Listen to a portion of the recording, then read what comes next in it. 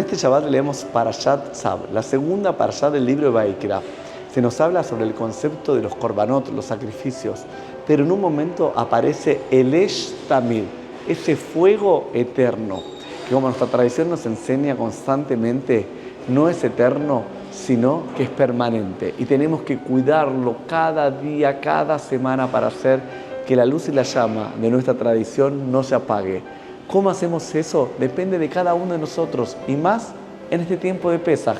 Alrededor de la mesa nos vamos a sentar todos para poder hacer que esta luz se mantenga más viva que nunca. Y Begata Leminja, podamos seguir contándoles a nuestros hijos para que ese fuego esté siempre en nuestro interior. Shabbat Shalom, Umeboraj.